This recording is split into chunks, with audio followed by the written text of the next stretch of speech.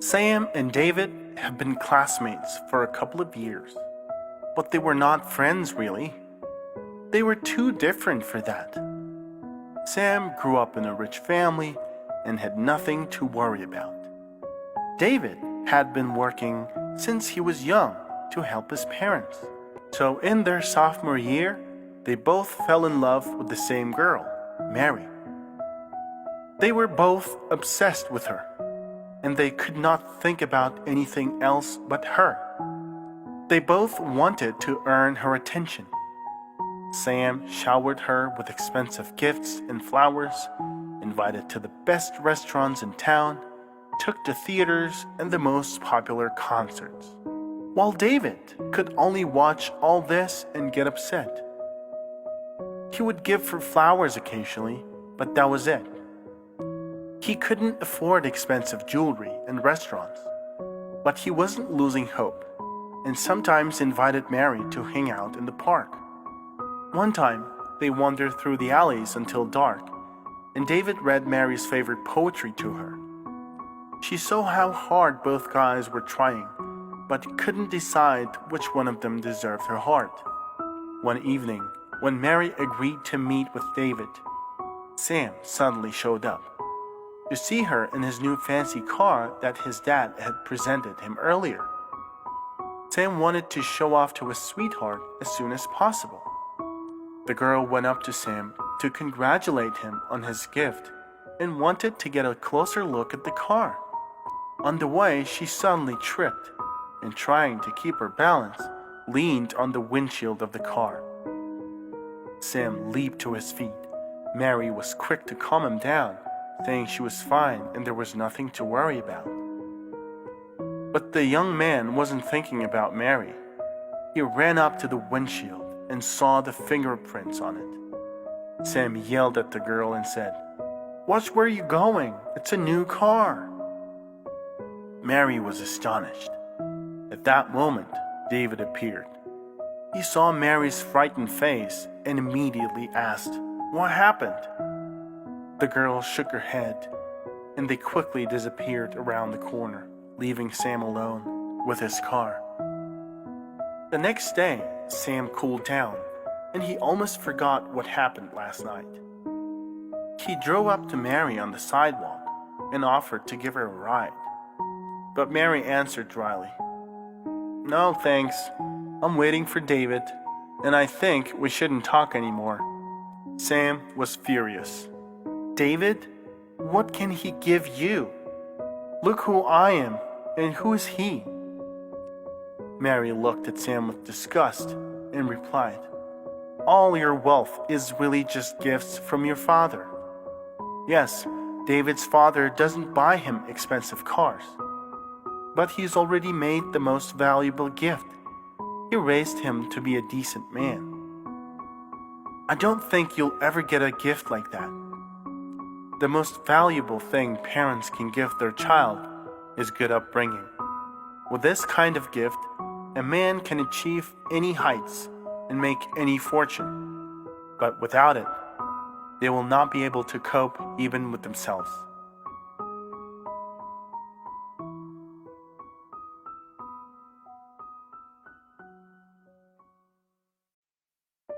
Jason was a very naive and trusting young man who worked for a company. He had all good qualities: executive, responsible, intelligent. The only thing he lacked was that he had no judge of character. Having noticed Jason's efforts, the manager decided to promote him. The manager said, "You're doing great, and although we've met recently, you've proven yourself to be an excellent worker. So I think it's time to promote you. Starting next week, you'll be my deputy."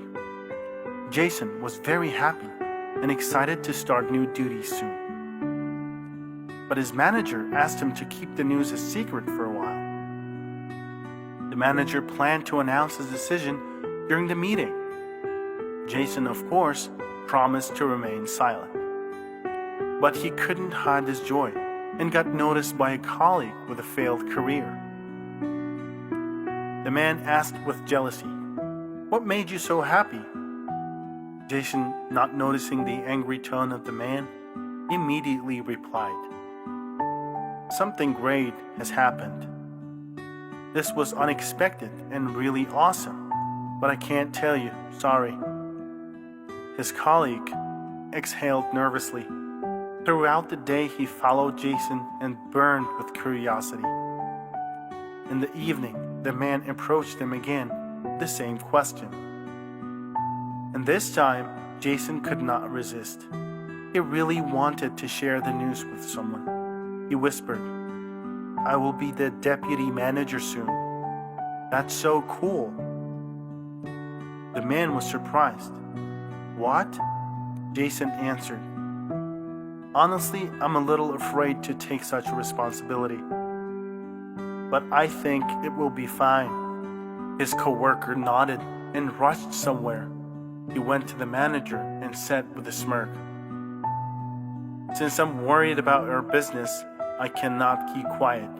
You sit in your office and don't see much. The one you're going to appoint as your deputy is a coward. Trust me. He just told me about it himself. You should consider whether your company needs a manager like that." The manager listened silently and told him to go back to work. Then he unintentionally started watching after Jason. And suddenly, he began to notice signs of cowardice in his behavior. And a few days later, he canceled his decision. Keep secrets to yourself. Success doesn't like talkative people.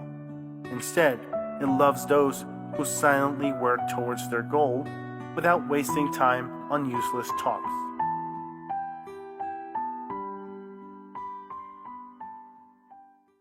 Two brothers, Nick and Bobby, lived in the same city and often visited each other for family holidays. Nick worked for a real estate agency. He was very successful in his business. Bobby worked as a successful programmer for several big companies. One day, during a family event, Bobby noticed that Nick had become depressed and thoughtful. He tried talking to Nick. "Can you tell me what's bothering you? You can always talk to me." Nick explained that his business was going well. Nick replied, "All these problems are temporary and I can handle them." Months passed, and Nick's business was getting better. One day, while Bobby was in his office, two men in suits came to see him. One of them was his former classmate. His name was Will. He worked for a law enforcement agency. But Will was there for another reason. It was about Nick. He said, "Bobby, I have some bad news. Your brother's in trouble." Turns out Nick convinced people to pay him money for apartments in a building that doesn't even exist. The deceived people were about to take legal actions against Nick. Before leaving, he said to Bobby, "Nick is your brother, so I came to you first. I hope you help him solve the problem before it gets worse." Bobby came to Nick's office and said, "You are not honest with me. This time you have to tell me everything." Then Nick told him that he didn't want to scam people because he had found out his son was sick and needed expensive treatment. It came as a shock to him, and it affected his work. He started losing clients, and then he realized that only desperate measures would save him and his family from disaster. He announced to his clients that the canceled project was still active, and he continued to collect money from them. Bobby was extremely disappointed. He was deeply upset that his older brother not only refused to trust him with important information, but also decided to do such a terrible thing as fraud. Bobby thought he could have helped if Nick had been honest with him. Bobby said, "You lied to me, but you lied to a lot of other people who can ruin your life. But you're my brother. I'm not gonna watch you ruin your life. You have to do what's fair. You'll give these people their money back, and only then I can help you avoid punishment." it'll be fair. Nick didn't want to lose his property he earned working so hard, but he knew that he could end up paying much more for his actions. He could lose his family and his brother's trust. He agreed with Bobby and accepted his terms. Soon, he sold his house and apartment and paid people back. Bobby helped Nick with the housing, and soon he got back to work. That's when Nick realized that as long as he's fair, honest, does good deeds, he can survive any hardship. Sometimes being fair, doing good deeds, and being an honest person are the most difficult things in the world. If you go the other way, you may often end up with inevitable consequences, and sooner or later, everyone will pay for injustice.